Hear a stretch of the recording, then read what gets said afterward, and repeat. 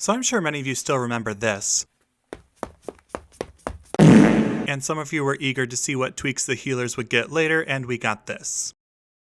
Wow, I wasn't expecting much, but the healers really got nothing this time around. Well, at least it's something. This video took a bit longer to make because me and the Fuzzbint have been progging savage. Also, if my voice sounds a bit odd, blame the winter weather in the state I live in and my allergies. I'm not gonna lie, I was a bit nervous about making this video. Even with the glowing feedback you guys gave me in my previous video, I felt this one might be a little contentious. A lot of Scholar mains are still swimming in salt after the Shadowbringer's gutting, and many want the Heavensward glory days back. And while I did drastically change Scholar, I didn't go as far back as Heavensward's playstyle. I did, however, dumpster dive through Summoner's removed actions to give back the dot mage playstyle. Instead of giving back every dot spell, I wanted to focus on just interacting with two. The poison mage theme also fits Scholar considering their job quests are about dealing with an ancient plague. That sounds odd for a healer, but for millennia in the real world, we've actually used poisons to create medicine. As a side note, I don't understand the dev team's current vendetta against damage over time mechanics. I personally think having 1 to 2 jobs dedicated to dot management actually promotes healthy diversity. They also create accessibility for players like me who get hand pain from playing high APM jobs. Before getting into criticism, I'm going to be fair and share some things I do like about Scholar at the moment. It isn't gameplay related, but I think the Scholar quests are very good. The characters are great and they flesh out the fairy's relevance as more than just a gameplay mechanic. Also, the idea of tag teaming with a fairy is just a cool concept for a healer in my opinion. I know some of you MMO vets have seen other pet healers, but this is my first one, so it's cool to me. Also, I think we can all agree that making the fairy more responsive is a very welcome quality of life change. And despite initially being the butt of memes, Expedient is crazy good. Okay, before I go into Scholar's problems, I'm going to reiterate that this isn't a thing bad so Yoshipi and dev team bad video. The goal of these videos is to open a dialogue for constructive criticism and discussion. Just like my previous video, these are the criteria we're going to be following for this rework. Okay, now we can get into Scholar's problems. Unlike White Mage, Scholar had most of its unique tools stripped away in Shadowbringers to the frustration of many. While the job has received many quality of life fixes since then, it still suffers from a very bad case of anti-synergy and conflicting priorities. The most obvious complaint is that energy drain actively punishes the Scholar for healing with ether flow. Some will try to argue that this functions as the skill ceiling for the job, but in reality it functions as a skill floor. Every stack should be an energy drain unless proven otherwise because DPS is what matters the most. The other major complaints from players are in regards to dissipation, the fairy gauge, and Seraph. We'll start with the fairy gauge since it's quick. Much like the ether flow mechanic on Summoner, it feels entirely tacked on and lacks any strategic resource management. In the vast majority of content, which is aimed at casuals mind you, it's very easy to sit on a maxed out gauge and not need to use it. Dissipation, on the other hand, is full of conflicting priorities. On paper, it appears to be an emergency tool for extra healing. In practice, it's a tool where you lock yourself out of half of your kit in order to do more damage. It also doesn't even buff healing action potency, so it doesn't even synergize with the resources you're gaining. Seraph has a similar lockout problem as Dissipation, only to a lesser degree. It only locks you out of Fey Union, but it still makes the ability feel more restrictive than empowering. This leaves us with a job that, while undeniably powerful, can feel confusing and miserable to play. From a design perspective, Scholar is frankly a disaster that expects the player to understand conflicting priorities and unintuitive gameplay. I'm gonna rip this band-aid off now and say that Etherflow has been reworked entirely as a mechanic. Instead, the fairy gauge takes its place as Scholar's primary healing resource to manage. The primary reason behind this change was to make Scholar's primary healing resource feel more distinct from Sage. In my opinion, Adderskull feels like a more refined version of the Etherflow system. Another big change is that you won't lose fairy gauge on death to make the job less punishing overall. So let's start working on making this job fun again, starting with the obligatory number changes. If you're worried about the potency nerfs, I'm not aiming to actively nerf Scholar's DPS. These are just adjustments that line up with other features that I'll be discussing. Also note that if I don't discuss an action, it is the same as the current version in-game. The first major change is that the summon fairy buttons will be merged together as a single ability instead of a spell. It will always start as summon Eos, then switch to summon Selene upon activation, and vice versa. This is all to help condense some button bloat. Additionally, you can target another party member so that the fairy will appear at their side and start following them. Whoever the fairy is following will be the sole target of their embrace cast, similar to Sage's Cardia. Another quality of life tweak is that the fairy should be able to move and cast at the same time. This is to make the fairy feel more like a dynamic partner and eliminate the current pet system. To follow up on this change, Scholar will gain access to the fairy gauge at level 10. All actions involving the fairy will consume fairy gauge, which can be generated with the following cooldowns: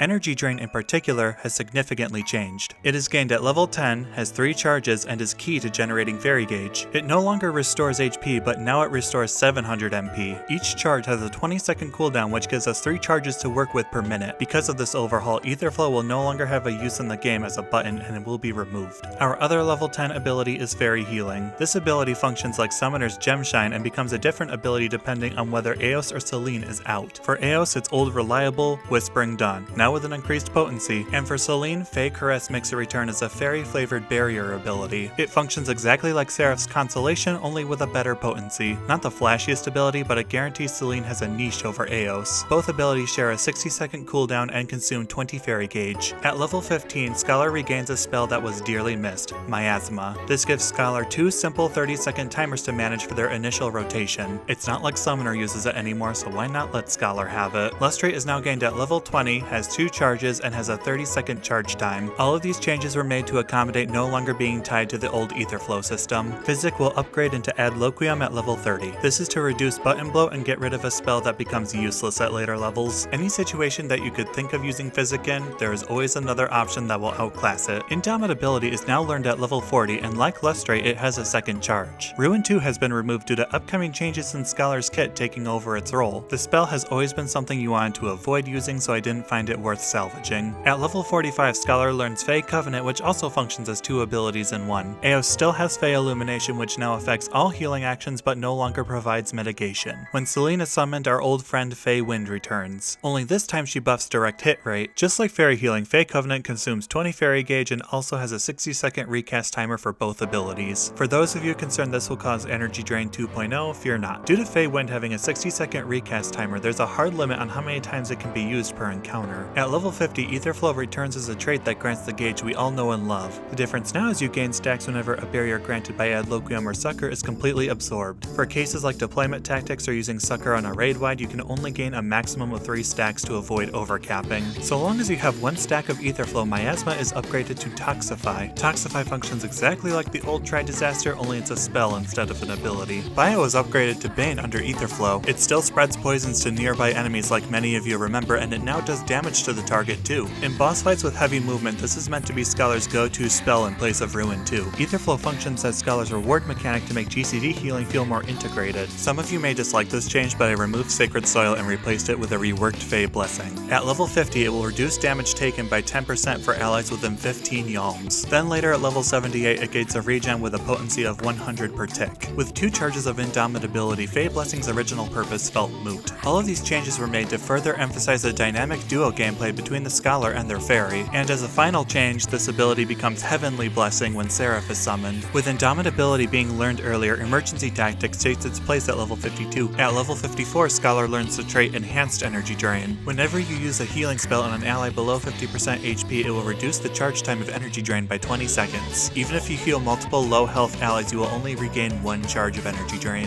At level 56, Scholar learns Shadow Flare as their 3rd Etherflow ability, which acts as an upgrade to Art of War. It now functions like Salted Earth and places the AoE beneath your feet. The damage is still 50 potency per tick like we all remember, and it has a new additional effect. If an enemy within is afflicted by your bio or miasma, they will take increased damage. With Shadow Flare being learned at level 56, Deployment Tactics has been pushed back to level 58. Dissipation received a massive overhaul to retain the same idea without being a nightmare of anti-synergy. Instead of eating the fairy, it now consumes 50 Fairy Gauge to increase the potency of all healing actions you use by 20%. It also reduces the recast time of Lustrate and Indomitability by 30 seconds. And as a final change, it now restores 15% of your MP, which makes it a much more powerful emergency and recovery tool. And also to offset the steep Fairy Gauge cost, it now only has a 60-second cooldown. Yes, all of these changes are me shamelessly stealing from the PvP version of this ability. Excogitation now functions as a direct upgrade to Lustrate with its cooldown and duration adjusted accordingly. Fey Union has received small potency buffs and now becomes Seraphic Union when Seraph is summoned. At level 72, Biolysis will be removed and replaced with Bio 3 and Miasma 3 respectively. Together, both spells will have the same potency that Biolysis did. It's not like Summoner uses them anymore, so might as well give them to Scholar to maintain the Poison Mage theme. Recitation is now learned at level 76 to even out Scholar's leveling curve. With Excogitation and Indomitability no longer being tied to Etherflow, this ability will no longer conserve a charge. Seraph has received some significant changes to make her feel like a proper capstone. All of her actions act as improved or combined versions of the basic fairy abilities. changes. This way she'll be more than just getting consolation every 2 minutes. To start with, Angel's Whisper now also restores HP on cast along with the regen. Seraphic Illumination combines the effects of Fey Illumination and Fey Wind into a singular buff. All of this is to make Seraph's defensive power feel on par with the Demi-Primal Summoner can use. In terms of button bloat, this is what my controller hotbar would look like with these Scholar changes. As you can see, there's 4 free spaces similar to my White Mage video. With all of those changes covered, we now have a Scholar that's rewarded for actually using their barriers. It has also become more beginner friendly with its greater access to burst healing tools. The job is still a very resource-based healer, but now it's hopefully more intuitive to understand this time around. A question I know many of you will ask is how I would handle the current anti-synergy between Scholar and Sage's GCP barriers. Unfortunately, the best answer I can give is that this is very hard to do without enabling some sort of cheese strat with the barriers. The current best solution I can think of is that the second barrier would have the potency of the first and then apply itself at only half potency. This would make the total barrier the same potency as if a single barrier had been cast and allow the Scholar and Sage to both get the reward mechanics from the barriers breaking. And I'm sure some of you can already see how this can get out of hand very quickly. A valid concern raised in the comment section of my last video is how players respond to such massive changes to a job. My response is that I can't make everyone happy with the changes I propose, but if it makes more people excited to play this version of Scholar over the current one in game,